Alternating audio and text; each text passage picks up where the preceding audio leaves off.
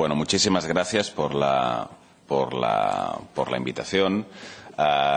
Yo lo que quisiera primero trasladarles es que, como ustedes bien saben, pues hay un comité de igualdad de género y de derechos de la mujer en este Parlamento, en el cual pues trabajamos de forma muy activa en intentar hacer una especie de, como se dice en inglés, un monitoring de toda la legislación en materia de igualdad a escala de la Unión Europea. Un comité que a mí me gusta siempre reivindicar y ya que también vamos a tocar hoy el tema de la implicación de los hombres en la igualdad, también deciros que es un comité en el cual solo somos 3 hombres titulares, que es una cifra muy, muy pequeñita, ¿no? Entonces, también una de las peleas en esta casa que tenemos de una manera importante es pedir a nuestros compañeros hombres que se impliquen en este comité y que se impliquen en la agenda de la igualdad. La semana que viene, y lo vinculamos mucho al 8 de marzo, vamos a votar el informe anual de igualdad de género 2014-2015, que lo podéis ver en la página web y que hace un poco todo un repaso del estado de igualdad de la Unión Europea, en este caso del año 2014-2015, pero bueno, incluso hacemos una serie un poco más larga porque tomamos datos de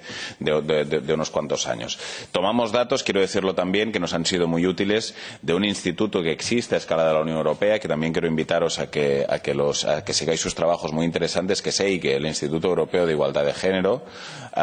que tiene indicadores muy, muy precisos sobre evolución en materia de pensiones, en materia de igualdad salarial, en materia de participación política, en materia de violencia, etcétera, etcétera, ¿no? Entonces, bueno, un poco lo que hemos hecho con este informe es hacer un repaso. Y la conclusión a la que llegamos, y ahora les voy a dar algunos datos, es que en los últimos años la evolución de la igualdad entre hombres y mujeres está bastante estancada a escala de la Unión Europea. Eso tiene toda una serie de motivos que ahora algunos los mencionaré,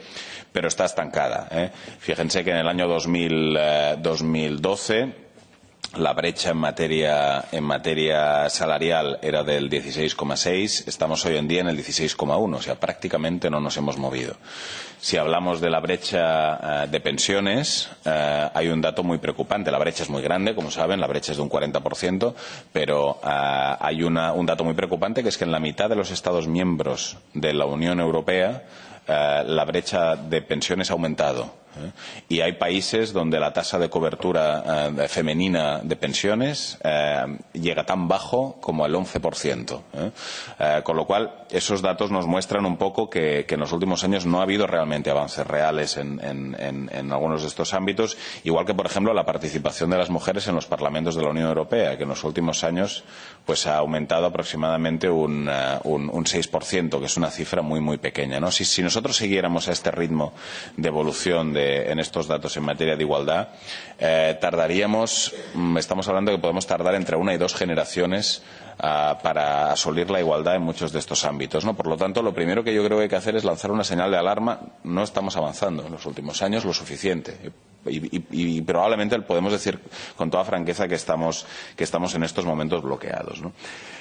¿Cuáles son los motivos de este bloqueo? Yo me atrevería a apuntar 2, seguro que hay muchos, pero me atrevería a apuntar 2. Creo que en muchos países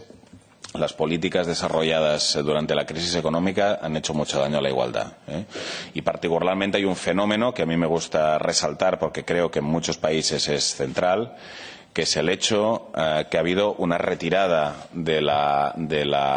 administración y de los servicios públicos de una gran parte del ámbito de la vida, lo que ha hecho que las mujeres se vean en los últimos años más cargadas en sus tareas reproductivas, porque, por ejemplo, cuando hablamos de atención a familiares dependientes, pues en muchos países los recortes en estado del bienestar han hecho que, evidentemente, las mujeres se vean forzadas, en muchos casos, a asumir más tareas reproductivas de las que había hace unos años. Y eso ha tenido un impacto clarísimo en sus actividades profesionales. Y después, por ejemplo, otras de las políticas que se han impulsado en los últimos años para hacer frente a la crisis han sido, por ejemplo, reformas del mercado de trabajo y reformas de las pensiones, que en muchos casos han hecho que en algunos países, y tenemos datos sobre ello, el nivel de trabajo parcial de las mujeres haya aumentado Y en muchas de las reformas de las pensiones que hemos hecho, el trabajo parcial es penalizado a la hora de cotizar en tu pensión. Con lo cual, cuando decimos que la brecha de pensiones ha aumentado, también es vinculado también a este tipo de políticas. Entonces, una de las denuncias y también de peticiones que hacemos en el informe es que las políticas que se desarrollan a través del semestre europeo, que como sabéis la Unión Europea monitoriza y hace recomendaciones de reformas cada 6 meses a cada uno de los países de la Unión Europea, deben tener perspectiva de género y deben ser analizadas debe haber un Gender Impact Assessment hecho para que este tipo de fenómenos no se produzcan, ¿no? Por lo tanto, yo creo que la respuesta que hemos dado a la crisis ha sido un problema. Y el segundo motivo que me atrevo a señalar,